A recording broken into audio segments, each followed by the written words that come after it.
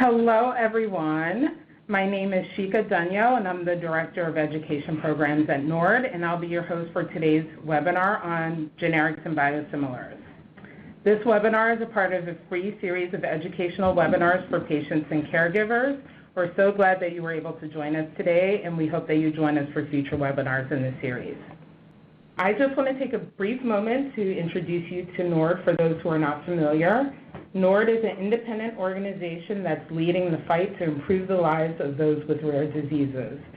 We do this through education, research, advocacy, and patient services. You can learn more about our programs, services, and resources and how to get involved on our website at rarediseases.org. We offer a number of programs that will help you along your journey, and if you're on social media, please do follow us on Instagram, Facebook, and Twitter. And now that that is all out of the way, I am happy to introduce our speakers. First, we have Maryll Toufanian. She serves as the Director of FDA's Office of Generic Drug Policy, which oversees the development and implementation of regulatory policy around all aspects of the generic drug program. In addition to these duties, Maryll serves as an agency lead for the FDA's Drug Competition Plan, a key component of the administration's efforts to increase access to medicines and lower high drug prices. And then we have Eva Temkin. She is the Acting Director of Policy in the Center for Drug Evaluation and Research, or CDER, in the Office of Therapeutics and Biologics. She has been with the FDA since 2013 and joined the center after several years in FDA's Office of Chief Counsel, where she was counsel to CDER on complex issues relevant to drug development and approval.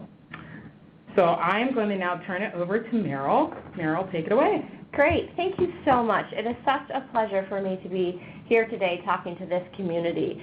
The patients and caregivers really are sort of why we all get up in the morning, so we're always thrilled to have this opportunity.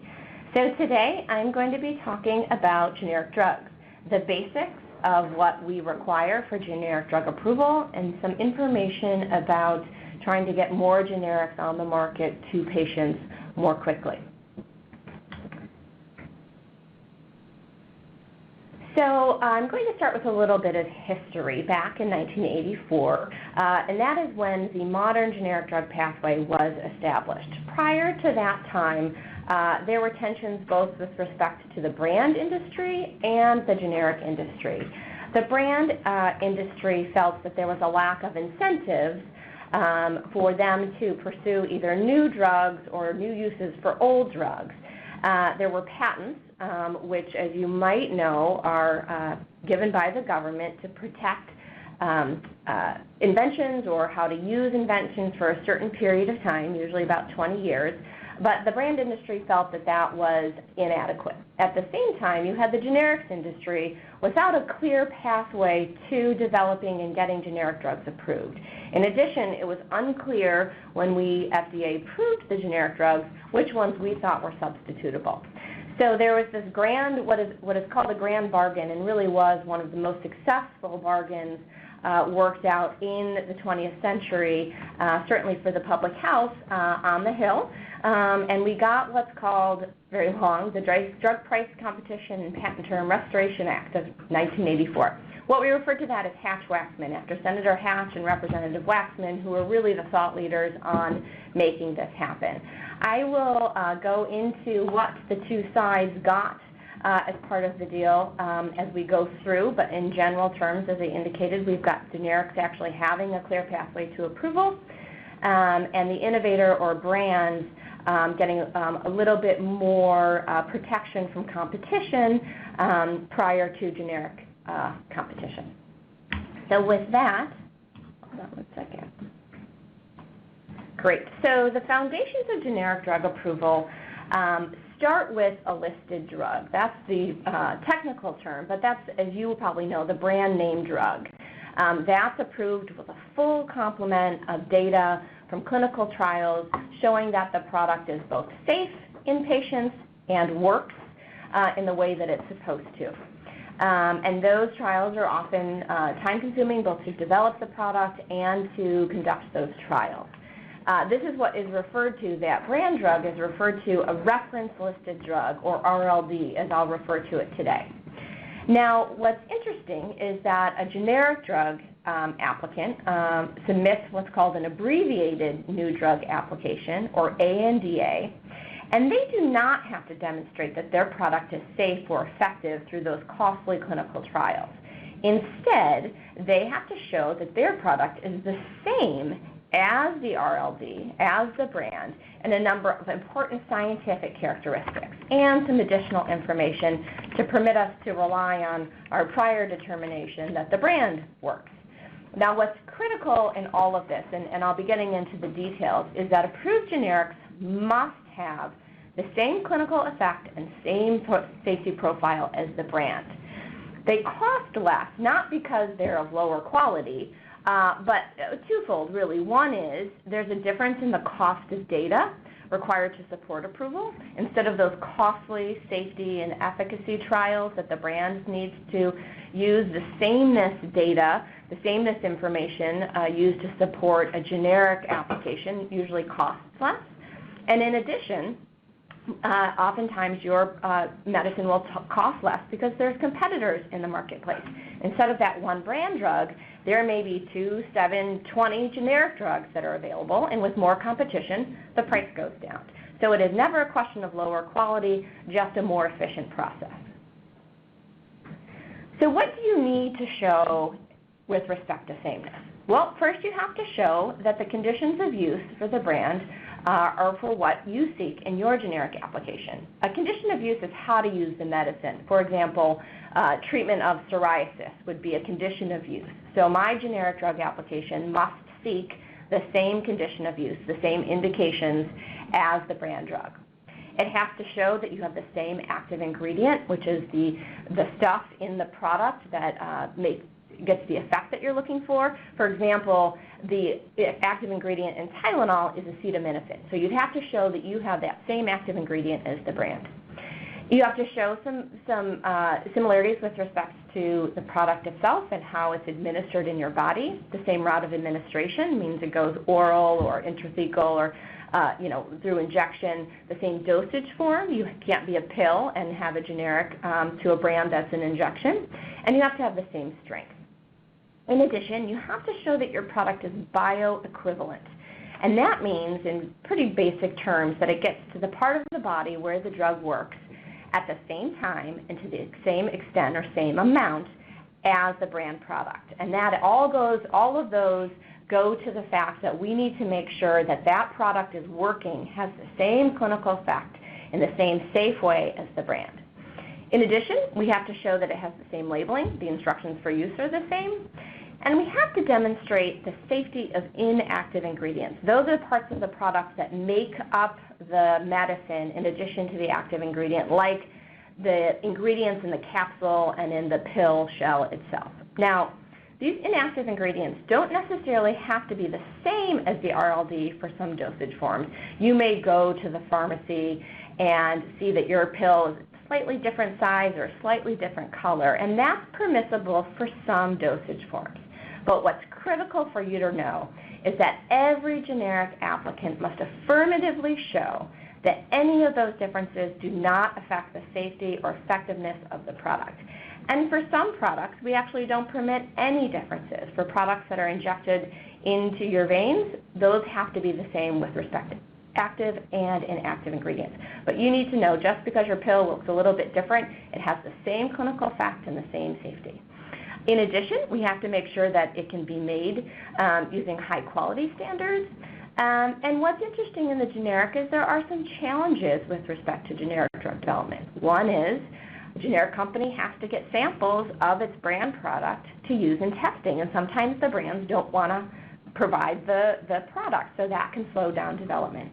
In addition, some drug products are very complex. We have complex active ingredients, complex drug-device combinations like an auto-injector, an EpiPen is an example. And sometimes there's new dosage forms, sprays that are used in allergy medicines. And what's critical is that the FDA scientists must understand the product so well to know that it works the same before we'll approve it. So that will sometimes bring some complexity to the analysis. Also critically important is for you to know is that generic drugs are held to the same high standards for manufacturing as brand drugs. They literally have the same requirements, they use the same rules in order to evaluate them.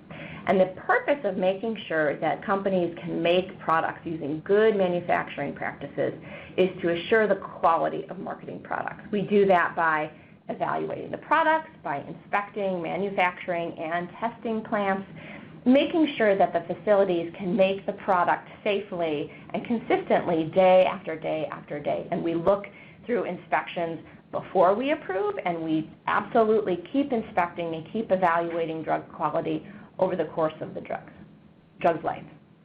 Now, one key result of the 1984 statute was the pathway really ensured that if we approve a generic drug, it will have our stamp that it can be substituted at the pharmacy level without having talked to your healthcare provider. So what that means is you are good to go if you are substituted at the pharmacy level. How do pharmacists know our position? There's actually a book that we publish and update daily, if not monthly, that indicates what's substitutable for what. It's actually called the Orange Book. And we have an Orange Book app and an Orange Book website. So if you ever have any questions about whether my drug is substitutable for another drug, you can actually look on our website or look on our Orange Book app, and there's a lot of really great information about that there. In addition, as I indicated before, when the statute started, the brand companies really felt like patents were insufficient to incentivize them to develop their products. At the same time, one of the things that the generic drug industry said was, gosh, it's really hard for us to challenge patents, meaning to say these really didn't protect a new invention and they shouldn't block us from competition. So when the pathway was established back in 1984, Congress very smartly set up a program where generic drug applicants can actually challenge patents, can sue the brand, can indicate to the brand they don't think their patents are any good, and it sort of opens up the courtroom for brands and generics to work out those litigation issues, that's when people sue each other, in a way that allows those issues to be resolved, hopefully by the time or shortly near the time that FDA is done reviewing the generic drug application. So we can get generics to the market very quickly. Now what that involves is the brand needs to tell FDA what patents they think apply to their product, and then generics actually have to indicate to the brand, I'm going to challenge you. And what's interesting, in order to incentivize those challenges, is that the first generic or generics to make one of those patent challenges can actually get 180 days or 6 months of exclusivity before generics can be approved. In addition, we have a new exclusivity called the competitive generic therapy, and that was established to incentivize generics for brand products for which there's no blocking patents or exclusivities, which I'll touch on in a bit, and no approved ANDAs. For whatever reason, there hasn't been a lot of incentive to develop these products. Some of them are rare disease products. And so what this does is create a new incentive 180 days on the tail end of a drug's life where we can get generics out there. So briefly, I'll talk about what I started the conversation with, and that is sort of what incentives are out there for brands to develop their products. And at the beginning, in 1984, there was established a new chemical entity that's for a new active ingredient. The first time acetaminophen gets approved, you actually can block approval of generics for up to 5 years. There's also a 3-year exclusivity. That's for new uses for already approved products. Pediatric exclusivity is added on to existing patents and other exclusivities for conducting important pediatric studies. Obviously, this community knows about orphan drug exclusivity. And there's a relatively new exclusivity related to the development of innovative antibiotics. And I think the key takeaway for this is while we're really supportive of the generic program, we also think it's critical to continue to incentivize new drug development. So it's a real balance. Finally, I'm going to talk a little bit about what we're doing to make sure generics get on the market as soon as they can. We are committed to consumer access to safe, high-quality, and affordable drugs, generic drugs, while one, maintaining FDA's gold standard for rigorous science-based regulation, and two, continuing to encourage and support development of new innovative products. 2 years ago, then Commissioner Dr. Gottlieb created the Drug Competition Action Plan, which we refer to as the DCAP, to really target and make sure FDA is doing everything we can to get these products on the market. In addition, that has been incorporated and endorsed by the President as part of his blueprint on drug pricing. There's a lot of information, not only about generic drugs in general, but about the DCAP and the President's endeavors on FDA's website. So I really encourage, if there's any questions that we don't get to today, to get to that website. There are three prongs, three buckets that we're focused on.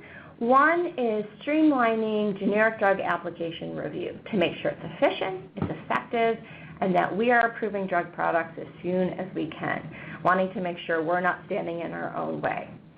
In addition, we're really focused on enhancing the development and review of complex products. I think I referred to before, there may be a complex active ingredient or a complex way of taking a product. Most of the time, that brand version is high-priced, and we often have to go through multiple review cycles where we identify concerns, they're passed back to the generic drug applicant and come back. And we've taken a significant number of steps to make sure our expectations for these products are out available for the public to use on our website. And finally, we are really looking at competition. We're trying to reduce any sort of gaming by the brands that can delay generic approval beyond what Congress intended. For example, we've taken some steps so that those brand product developers that are holding those samples from the generic drug applicants so they can't do the necessary testing, we're trying to make sure that we've done everything we can to stop that practice.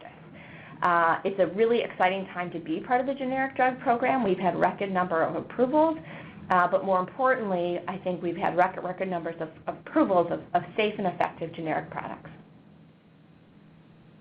So with that, I will look forward to your questions at the end of the presentation, but I'm very pleased in the interim to turn this over to Eva Temkin to talk about another abbreviated pathway for a very important set of products. Thanks, Maryll. So I also want to thank NORD for inviting me to speak. It's really exciting to get to talk to some of the people who ultimately are engaging with our products and to have a chance to sort of try to lay out what can be a really intimidating set of regulatory considerations for a subset of drug products.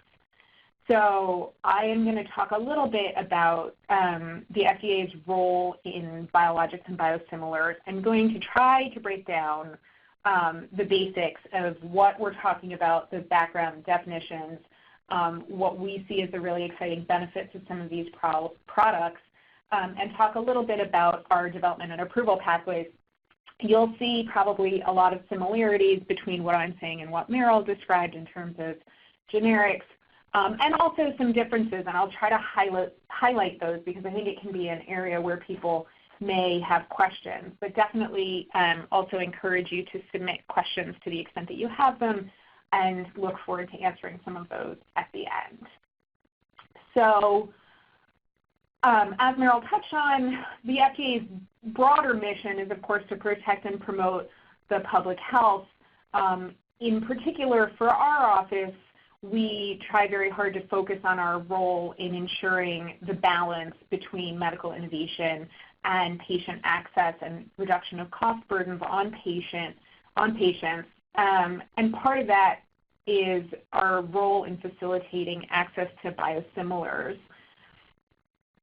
Before we talk about biosimilars, I want to back up a little bit and talk about biological products more broadly. It can be really difficult to sort of visualize what is the subset of drugs that we refer to as biologics.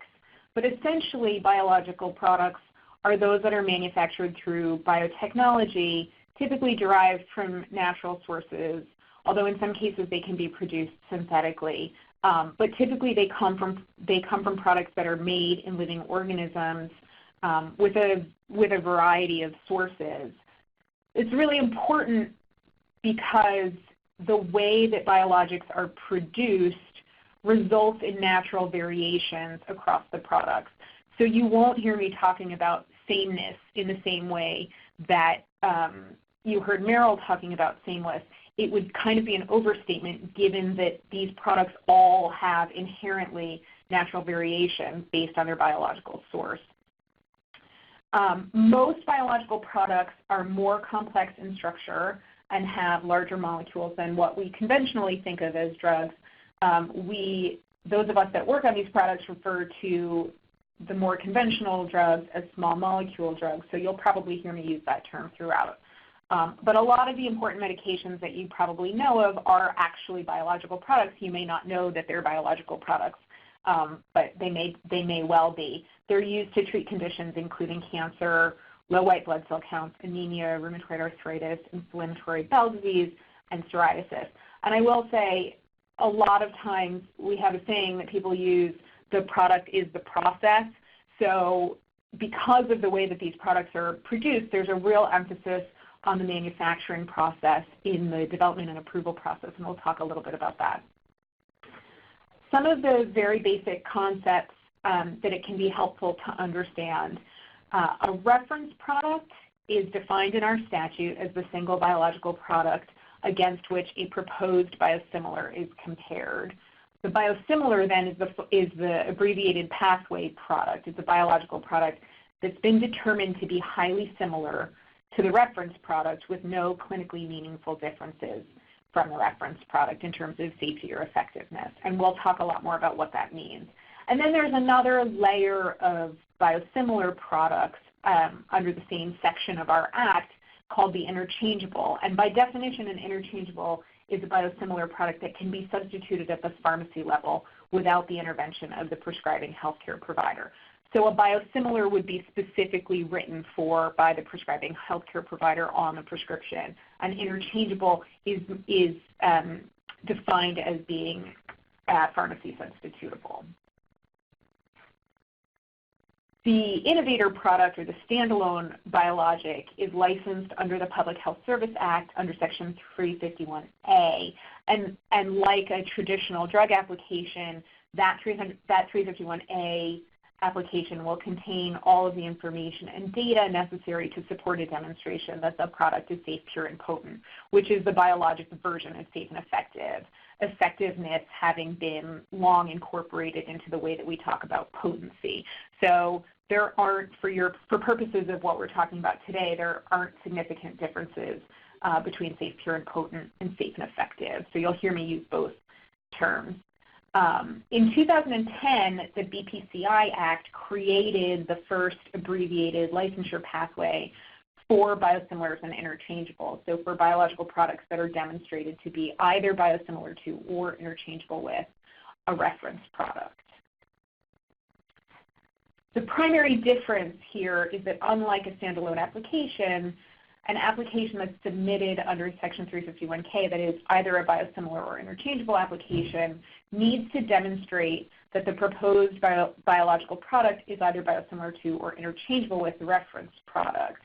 They don't need to re-demonstrate safety, purity, and potency, which is not to say that a follow-on product or a biosimilar or interchangeable is subject to a different standard. They are still subject to FDA's rigorous approval standards, and they are considered to have met those standards if they're licensed. But the way that they demonstrate it is by demonstrating biosimilarity to or interchangeability with a reference product. And at that point, they can rely on FDA's previous determinations with regard to the reference product. Typically, that means that the biosimilar manufacturer will not need to conduct as many clinical trials, which can potentially lead to faster access to these products. The data packages for biosimilars and interchangeables, though, can still be quite expensive. So what does all this mean? Well, biosimilarity is defined as a demonstration that the biological product is highly similar to the reference product, notwithstanding minor variations in clinically inactive components. So there might be some small differences in the components of the molecule that are clinically inactive, but there will be no clinically meaningful differences between the biological product and the reference product. So you can see in the photo where the little brackets are used to demonstrate what might be a minor variation of the type that would be permissible. But the clinically active, what looks like a C, has no variation. The goal here, just to reiterate what I said on the last slide, is to establish biosimilarity between the proposed product and the approved product, not to reestablish the safety and effectiveness. How does the applicant go about doing that? Well, there are a whole host of requirements that are spelled out in Section 351K. So the biosimilar or interchangeable product has to utilize the same mechanism of action, that is, it has to work the same way, to the extent that we can characterize how it works for the reference product. They have to have the same conditions of use, and Maryll talked a little bit about what that means, but in our space, similarly, the conditions of use for the proposed biosimilar have to be the same that the reference product is licensed for. We also have to have the same route of administration, same dosage form, same strength as the reference product. And there's a manufacturing requirement that the biosimilar be manufactured, processed, packed, or held in a facility that meets standards that will assure continued safety, purity, and potency. And we do have a lot of requirements related to manufacturing and inspections. I'm not going to get into them in detail, but there is guidance and information out there about those requirements as well. This is a little visual representation of how the applicant can go about demonstrating biosimilarity. Typically, it happens from a package of data that contains analytical studies, that is the comparative analysis between the proposed product and the reference product, animal studies, if any are necessary, and a clinical study or studies if those are necessary. Ultimately, the FDA approval is based on the totality of the evidence, though, and not one of these particular buckets. We often get questions about whether minor differences are okay for biosimilarity, particularly given the sameness requirements for small molecule generics. And the answer is that certain minor differences between the reference product and the proposed biosimilar product are acceptable. So remember, we talked about how there is going to be natural variation in these products because of the way that biologics are produced and the structures of the molecules. So we would expect, and we are not concerned about, slight differences during the manufacturing process for these products. Regardless of whether the product is a biosimilar or a reference product, we see some small amounts of variation in reference products. We would expect to see the same small amounts of variation in biosimilars. What we do want to do is look at the differences between the biosimilar product and the reference product and really drill down and analyze any of those differences to make sure that they aren't clinically meaningful. So how are biosimilars and generics the same and different? Well, very, very high level, both are versions of brand name drugs, and both are seen as real opportunities to get on market more affordable treatment options for patients. And both are approved through different abbreviated pathways with a goal of avoiding the duplication of some of the really costly clinical trial aspects of drug development.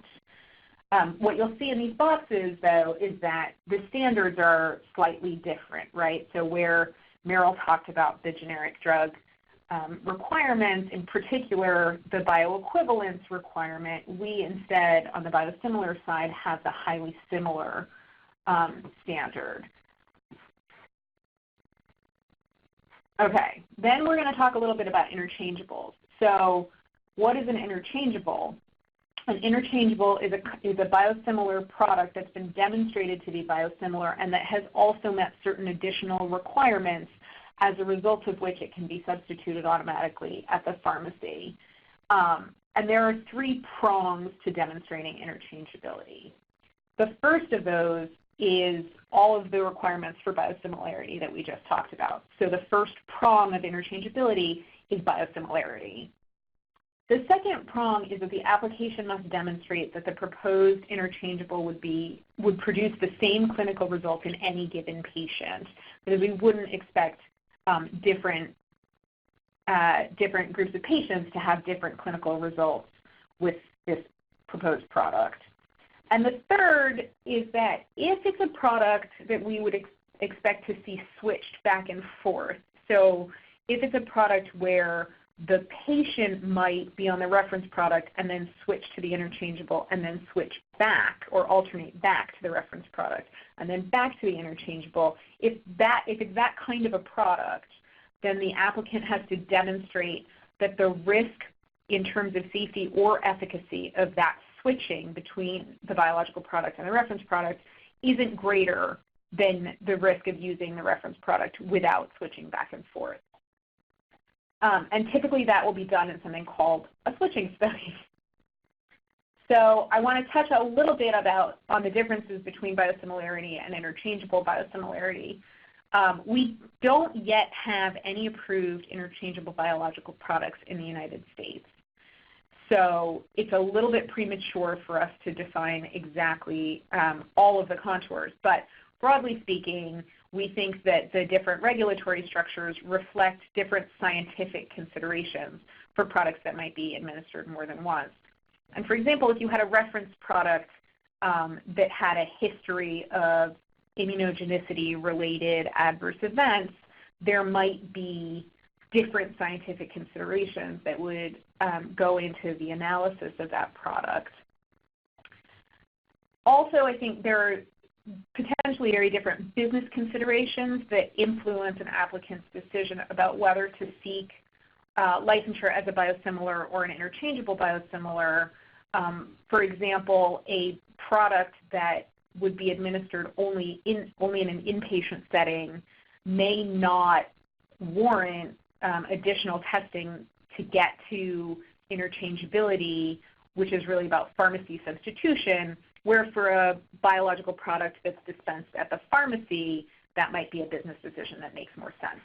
So our pathway is still new, and we're still learning about it and learning about all of the incentives that influence the decisions. But just wanted to highlight a couple of those things.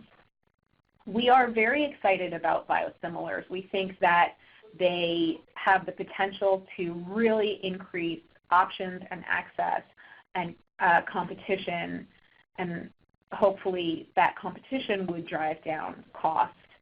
And to that end, the agency last summer released a biosimilars action plan that sort of parallels the drug competition action plan and is about our focus on encouraging innovation and competition across the biologics marketplace and really looking for ways that we can improve efficiency in the development and approval process, maximizing scientific and regulatory clarity for the biosimilar development community, which, because this is a new pathway, means really a lot of questions of first impression, putting out a lot of guidance, and really listening to stakeholder input.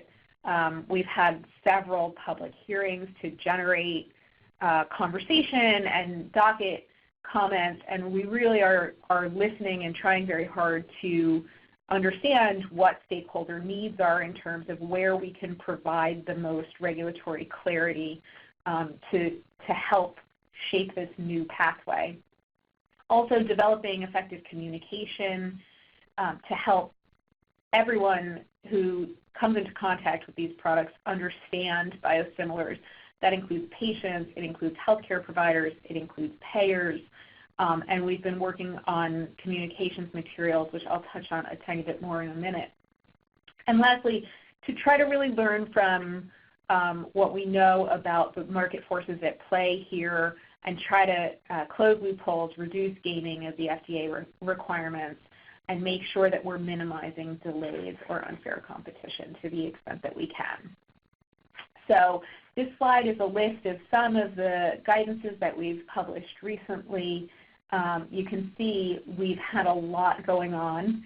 and we're continuing to write more and to think more about policy development in this space. All of these documents are available on our website.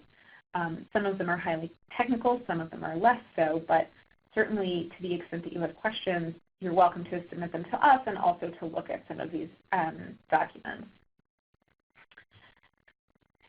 What does this all mean in practice? How do we use reference products and biosimilars? Well, for patients and physicians, there should be no clinically meaningful differences between taking a reference product and taking a biosimilar. So we wouldn't expect significant difference in use experience. All of the reference products and biosimilars have met the same standard for approval for the indications that are described in the product labeling. The indications might not be identical, but any indication for which the biosimilar is approved, the reference product will have first been licensed for. So, take comfort that the distinct approval standards ensure safety and effectiveness across the types of products, and that we really believe that patients and healthcare providers should be confident in the safety and effectiveness of these products. There are significant post-market monitoring efforts for biologics, including biosimilars, but not limited to them. As I'm sure you're all aware, all drugs have risks and benefits. We do assess manufacturing process and control strategies that are really there to ensure continuity and consistency in manufacturing. And we also have really robust post-market monitoring on all biological products, including biosimilars. We do expect biosimilars to have the same patterns of adverse events that we would see with a reference product, but they're all subject to the same robust post-marketing efforts. And just a few words on our education programs, and then we'll open it up for questions. We have been working really hard. We understand the density and complexity of this material, and we're really committed to developing communications materials to help people understand biosimilars and the biosimilar pathway. So in the last few years, we've been very focused on a healthcare provider educational campaign. We've done a series of webinars and video series, and we're now really focused on moving, continuing the momentum and moving towards a more patient-focused educational campaign to try to generate materials that will help patients to talk to their healthcare providers and help patients understand these products. So we're in the middle of that, and we hope to roll it out soon, and hopefully it will be some, these will be materials that you all will see and be able to take advantage of.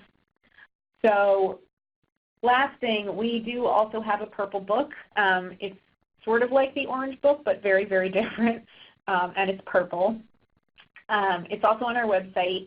It's coming soon, version 2.0. We are rolling out a much, much more user-friendly purple book that we're all really excited about. It will continue to contain some different information from the orange book. Notably, we don't have the same patent requirements that they have in the small molecules world. So the kind of patent information that is listed in the orange book will be notably not listed in the purple book. And that is the high-level overview, but we have about 20 minutes for questions, I think, and so I will turn it back over. Thank you so much, Eva and Maryll, for your presentations. They were very informative. You both are very knowledgeable about your particular areas. Very impressive. We have collected a number of questions during the webinar. Thank you for submitting your questions. Continue to do so. We will now ask Maryll and Eva the questions that we have received. We'll try and answer as many as possible. Again, if we don't get to yours, please do email us at education@rarediseases.org and someone will follow up with you. So I am going to throw this to actually both of you.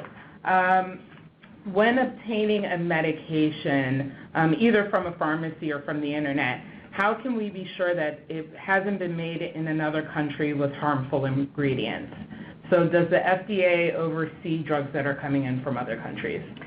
Sure. So Eva, I can start and then tag to you. The answer is patients can be sure that the products that are manufactured in the U.S. and abroad are subject to the same rigorous quality standards that Eva and I described in our presentation. No product, no matter where it comes, can be distributed in the United States unless it meets those requirements. We do a lot of pre-approval work, meaning before we give our stamp saying we're good to go, where we conduct inspections. We require them to give us detailed data about how they manufacture. Sometimes those inspections are planned. Oftentimes they are unplanned, so that the companies, need to be working successfully every day. We have a lot of tools at our disposal to ensure the safety of the products that are coming in that are manufactured overseas, including, in addition to inspections, including surveillance evaluations. We obviously track adverse event reports, folks who think that something might be up with their medicines. In addition, we have the ability to stop products manufacturing from certain facilities for which we have found or suspect concerns. So that is, we send them a letter and we can actually stop them at the border with something called an import alert. So we have multiple tools at our disposal to make sure that no matter where the product is made, when it's in the United States and being dispensed to individual patients, it's safe and meeting those high quality standards. Great. Eva, did you have anything to add to that? I think that's a great summary, Maryll. I think the only thing I would add is that in addition, we do have mechanisms for tracing product as it moves around within the country. So, there are pretty robust requirements not only on all of the things that Maryll listed and getting into the country, but also sort of every time the drugs are changing hands or moving through the supply chain, we have mechanisms in place to track all of that as well. Great. Thank you. So I have a question for Maryll. There are a lot of questions about whether it's safe to take generic drugs for particular conditions like epilepsy. Can you speak a little bit to that? Sure, I'd be happy to. So we do appreciate that folks who are taking generics oftentimes have questions because, as I said, it looks a little different or it costs a little bit less. And sometimes those are targeted by specific areas of medicine. The epilepsy question is a really good one because the Association of Medical Practitioners that prescribe epilepsy drugs actually had a few years back as part of its recommendations for its practitioners not to prescribe a generic. They had gotten anecdotal reports that they weren't working. We take those reports very seriously and actually commissioned or hired folks, independent folks, to evaluate the generic drugs against the brand drugs for certain epilepsy products. We published those findings. We did a lot of outreach to those healthcare communities, and in fact, the national organization changed its recommendation. What I always encourage everybody, including my own family, to do if they have a question about generics is really start with your healthcare practitioner and talk to him or her about your product. But you can know that if we approve it, our scientists, which I'm happy to say are some of the best in the world, have rigorously evaluated it to make sure that it works the same. Great. I'll turn it over to Eva this time. What evidence is available to demonstrate that biosimilars have the same efficacy as original drugs? So we've gotten a couple of questions that seem to question that efficacy. And so I know you touched on that a little bit, but for those that seem to have questions or skepticism about that, is there anything you can say to address that? Sure. So, it's the standard for biosimilarity is a long and complicated one, and it has a lot of words, so it can be kind of frustrating to talk about. But at the bottom of it, the comparative analytical assessment that is required to demonstrate the highly similar, with no clinically meaningful differences, relationship between the proposed biosimilar and the reference product is really about assuring that the safety and effectiveness of the biosimilar will be the same as the safety and effectiveness of the reference product. And if there were, in that comparative analysis, a reason to suspect that there might be a difference that would impact efficacy, we would drill down on that as part of the process, and we would really analyze it to make sure that there won't be any differences in effectiveness. If there are differences in effectiveness between a proposed product and a reference product, that product would not meet the highly similar standard. Got it. Oh, did you have something to add, Maryll? Yeah, this is Maryll again, and I know that Eva had flagged the robust sort of post-approval when it's out and being distributed surveillance that the biosimilar program does. I think part of that, and also available in the generic drug program, is if you're taking a generic or biosimilar and you think something might be up, certainly talk to your healthcare practitioner, and there are ways to report that information to FDA for both sets of, for all our products, in a way that we gather the information and look at it. I know the generic drug program actually has a whole staff of medical doctors who watch those reports that come in. So we are very aggressively evaluating the drugs, both brands and generics and biosimilars, over the course of their life, to make sure that that they are working the way they were supposed to, as described in the application. So it's really an ongoing evaluation by medical experts and scientific experts to make sure these are all working the way they're supposed to. Sure, great. I have a question for you, Maryll. So it's said that many drugs, and there are percentages thrown around, but that many drugs are supplied by one single manufacturer. And this can lead to vast increases in drug prices. What can be done to encourage new entrants to the market, the generics market in particular, and how can we encourage smaller generic markets that can only serve one slice of the population?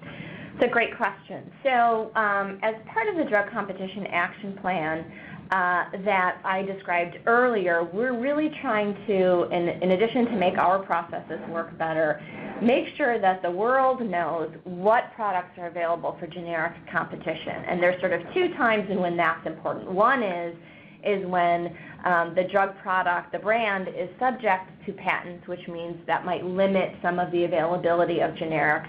And so we're trying to make sure that when patents are there, there's enough incentives for generics to come in and try to challenge those patents and otherwise be approved earlier. What's interesting with a lot of the recent price spike products in the market that you may have heard about, it's actually after the patents are expired. And so maybe there may have been 3 or 4 generics approved, but now it's down to 1. And that's when there's an opportunity for a spike in and especially when there's not a really large market because there's not that many people taking the product.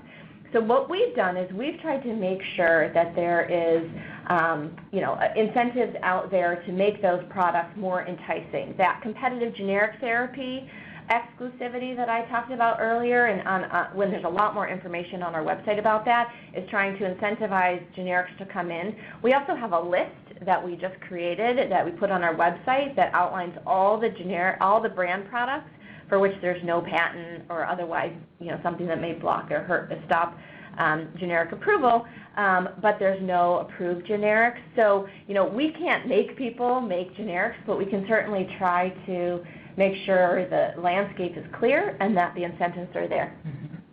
Great. I have a question about biosimilars for Eva. How can people find out if there is a biosimilar drug for their condition or interchangeable biosimilars? Is that available in the Orange Book? That's a great question. So I touched very briefly at the end of my slides on FDA's Purple Book, which is where you can find a list of all of the approved biosimilars, and you'll be able to see, if you go to the Purple Book, whether those products are approved as biosimilars or interchangeables.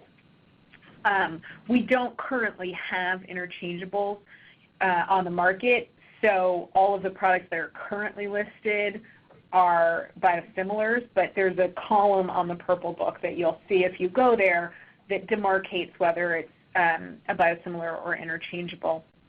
And I should say, if you go and you think, wow, that's a little bit sad compared to the orange book, it's because we haven't yet released our enhanced purple book. So don't be disheartened. Check back in a couple of months.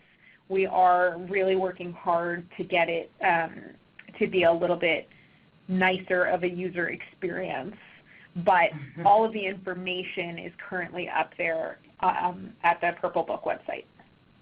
Great. Maryll, this question is for you. Is there a way to know about the inactive ingredients in both brand name and generic drugs? For example, this particular person is sensitive to corn products, and she had to recently change medications because they had a corn product in it.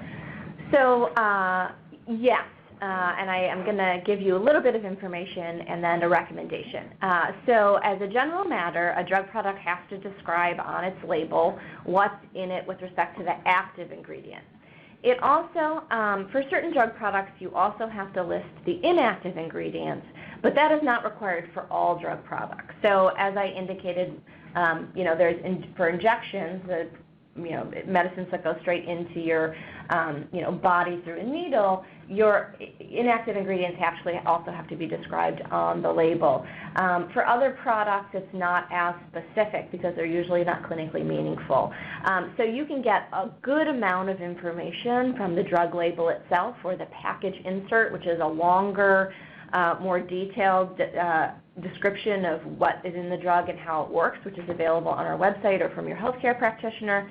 But if you have a particular concern, or for example, an allergy or an inability to take a certain product, what I would do is talk first to your healthcare practitioner. He or she, again, can look at the research and look and try to find some additional information on that. Great.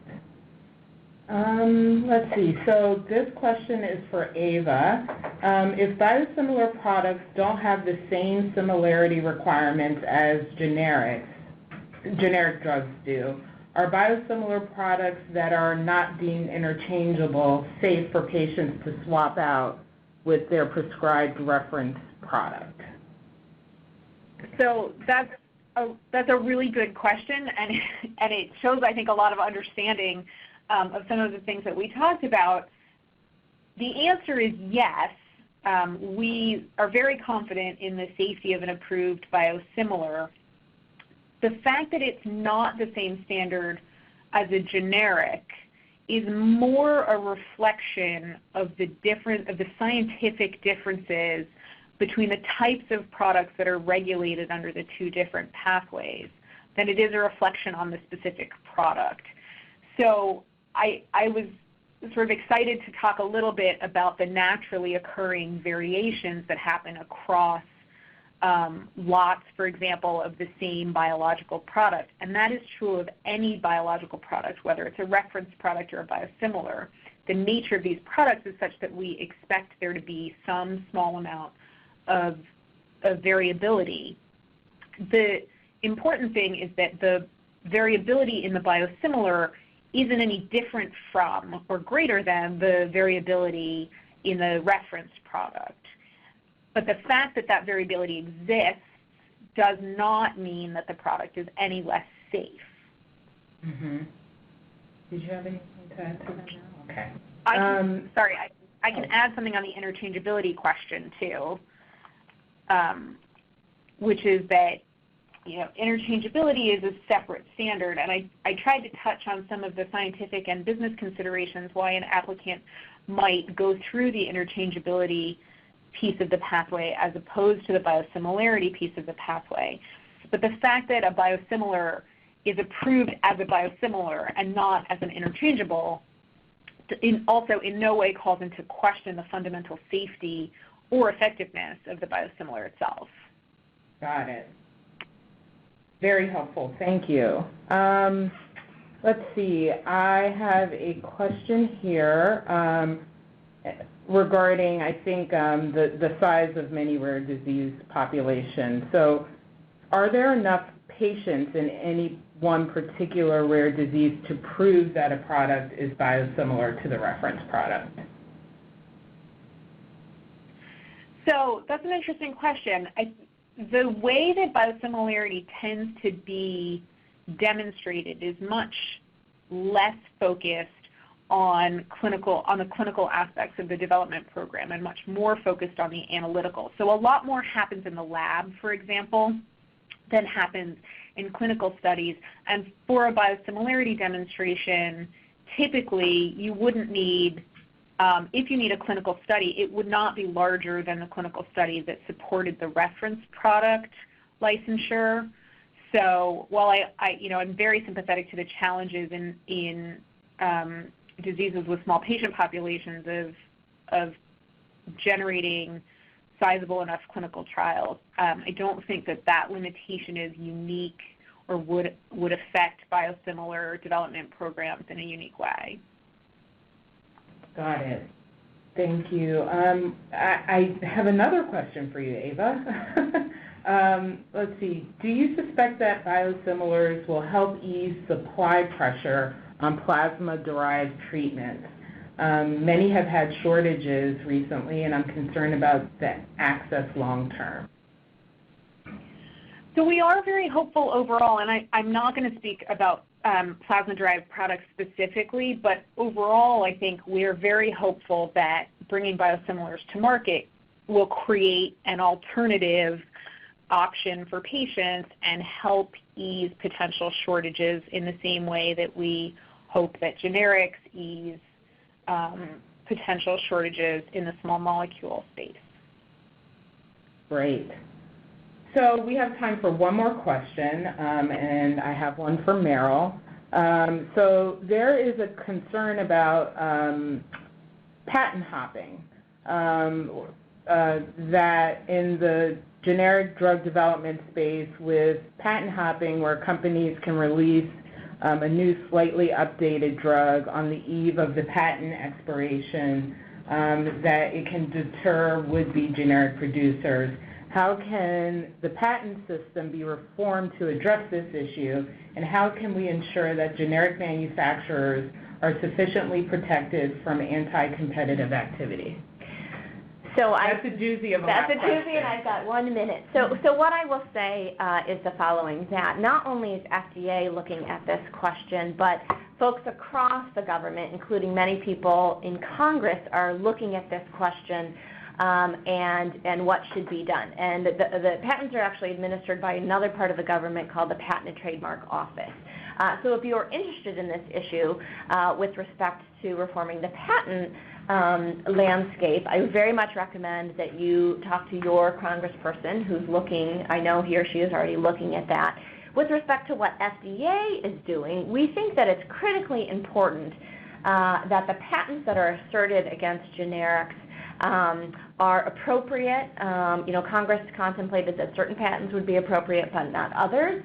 And we are actually going to be opening up a public docket to get input from stakeholders just like you about what types of patents should be listed, as I described in my presentation, for potential consideration from generics, and making sure that that process that we control is as good as it is. But it really is a conversation that's broader with the FDA and one that's really on the forefront of a lot of people's minds. So, the last thing I'll say is that oftentimes when there's a new product that comes out, or a sort of one-a-day pill as opposed to a two-a-day, the generics to the previously approved products continue to be available. So if you think that the new attribute of the new product isn't really necessary for your healthcare, talk to your healthcare provider and say, hey, I really think that the old one that's cheaper might work just as well. What do you think? And that if he or she agrees, then terrific, you've got that lower cost option. Great. Well, thank you both so much for your wonderful presentations. You both are absolutely amazing. Thanks so much. If you had a question that didn't get answered today, again, please email us at education@rarediseases.org and we will follow up with you. After the webinar, you're going to receive a short survey. Please do fill that out. It's very helpful for us to know how you enjoyed the webinar and if you have thoughts on future ideas for future webinars. And lastly, I want to thank you all for joining us.